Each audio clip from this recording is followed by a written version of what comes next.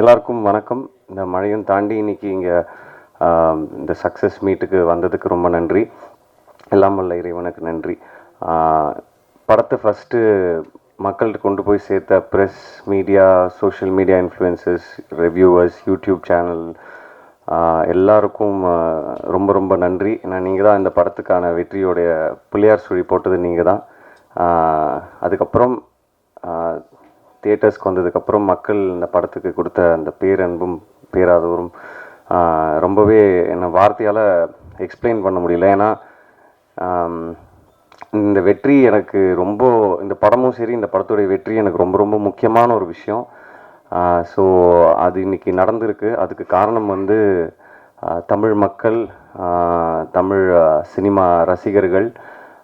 ஏன்னா நான் நிறைய ஊர் தேட்டர் விசிட் போனோம், சென்னை மட்டும் இல்லை, நிறைய ஊர். ஸோ எல்லா ஊர்லேயும் போய் மக்களோடு இன்ட்ராக்ட் பண்ணும்போது, அவங்க உட்காந்து இந்த தியேட்டரில் படத்தை பார்த்து என்ஜாய் பண்ணுறத பார்க்கும்போது அவ்வளோ சந்தோஷமாக நாங்கள் ஃபீல் பண்ணோம். ஏன்னா படம் எடுக்கிறதே ஆடியன்ஸ்க்காக தான், அவங்க படத்தை ரசிக்கணுன்றதுக்காக தான். அது மட்டும் இல்லாமல் ஆடியன்ஸ் படம் பார்த்துட்டு கொடுத்த கமெண்ட்ஸ்,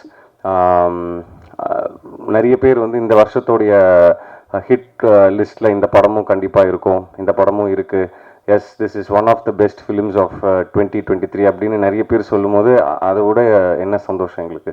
ஸோ அந்த மக்கள், தமிழ் மக்கள் ரசிகர்கள், சினிமா ரசிகர்கள் எல்லாருக்கும் ரொம்ப ரொம்ப பெரிய நன்றி. இந்த வெற்றியை கொடுத்ததுக்கும் இங்கே நாங்கள் நிற்கிறதுக்கு காரணம் நீங்கள் கொடுத்த அந்த அன்பு மட்டும்தான். அதுக்கப்புறம் இந்த படத்தில் எனக்கு வாய்ப்பு கொடுத்த தயாரிப்பாளர் சினீஷ் அவர்களுக்கும், சுதன் அவர்களுக்கும், அப்புறம் முக்கியமாக இந்த படத்தை கொடுத்த ராம், இயக்குனர் ராம் அவருக்கு நான் வந்து கண்டிப்பாக நன்றி சொல்லணும்.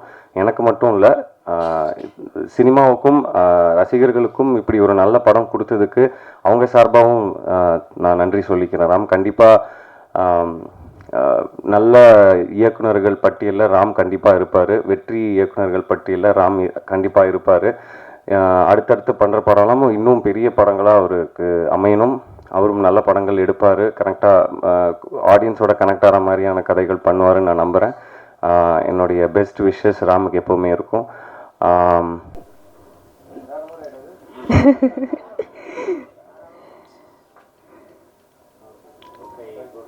Thank you sir.